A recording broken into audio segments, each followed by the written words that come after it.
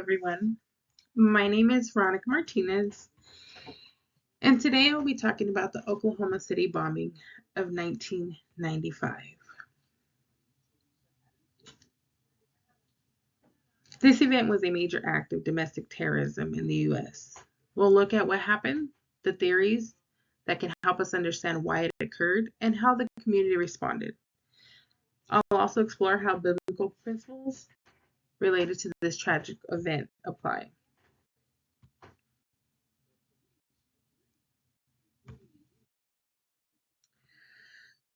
So first slide, we have a synopsis. The Oklahoma City bombing happened in April 19, 1995. Timothy McVeigh, driven by anger at the government, parked a truck filled with explosives outside a federal building. The explosive killed 168 people, including 19 children, and injured over 600 others. McVeigh's anger stemmed from government actions like the Waco siege and Ruby Ridge. He was arrested, tried, and executed in 2001. Criminological theories. Let's look at criminology theories to understand McVeigh's actions.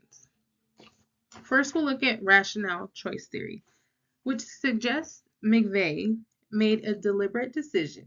He likely weighed the risks and rewards, believing that bombing the federal building would send the strongest message against the government actions he opposed, like, as we mentioned, the Waco siege.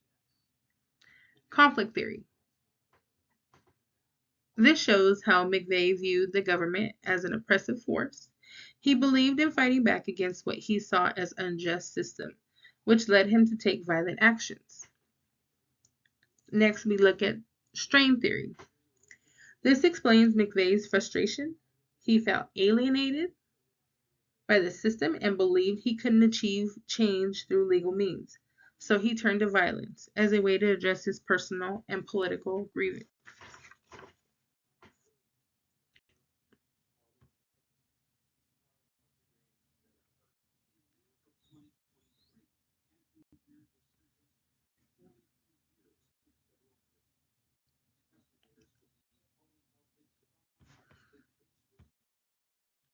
Society response. Society responded in different ways after the bombing.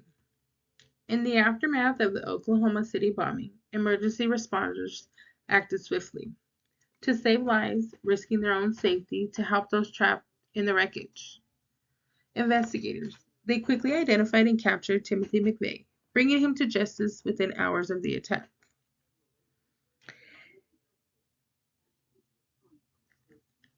Laws changed. New laws were made to stop future domestic terrorism, like the Anti-Terrorism and Effective Death Penalty Act of 1996. These laws were introduced to strengthen the country's security, which I don't think that worked very well, and prevent similar attacks. The Oklahoma City National Memorial was established to honor the victims and provide a place for healing and focus on importance of unity in overcoming tragedy.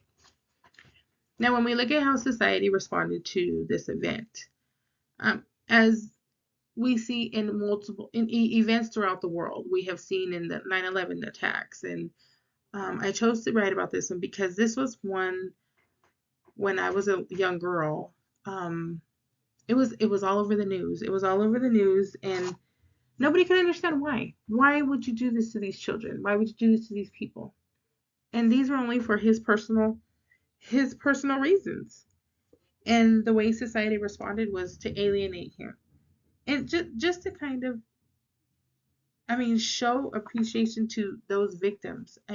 They went through so much that people were killed for no reason whatsoever. So I believe that the law that came into play and the Death Penalty Act of 1996 was the reasonable and the right law.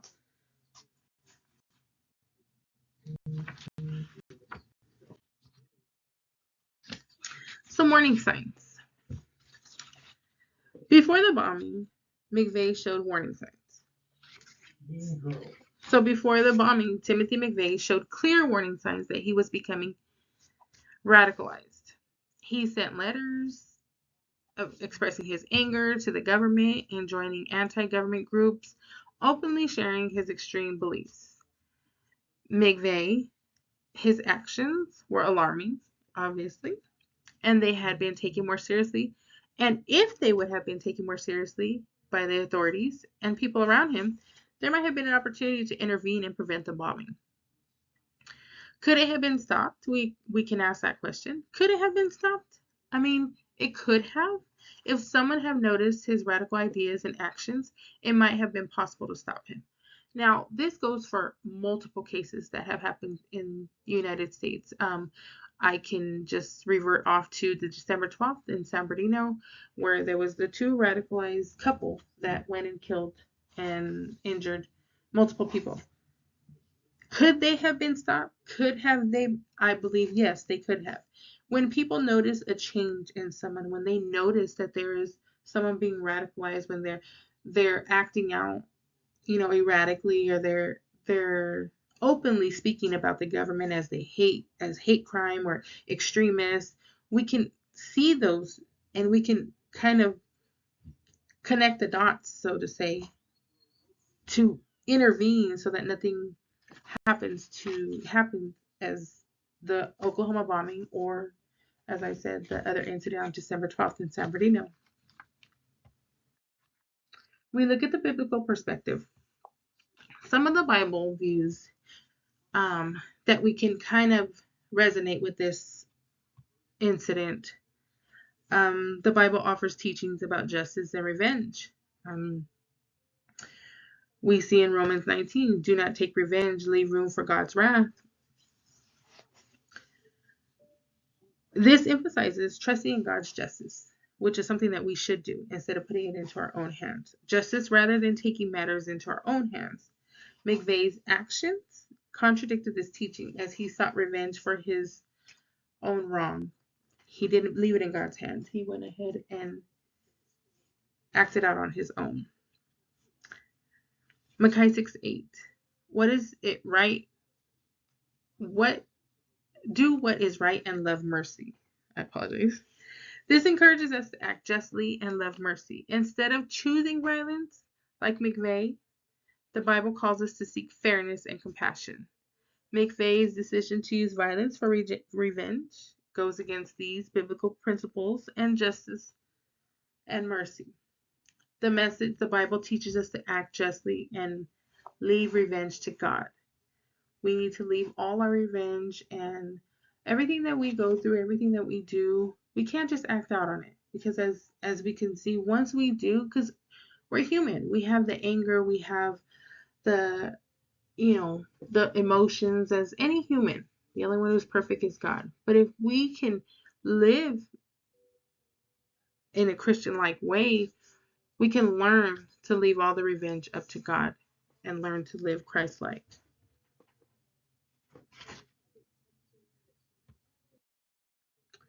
Conclusion. So, key takeaways. The Oklahoma City bombing was a terrible act of domestic terrorism. McVeigh's actions can be explained using criminology theories. Society responded with stricter laws and efforts to honor the victims. This tragedy reminds us to recognize warning signs of extremists and to promote peace and justice in our actions. Again, if we were to leave all our wrongdoings, all the revenge into God's hands, we will be able to have a more productive life, and live as Christ wanted us to live.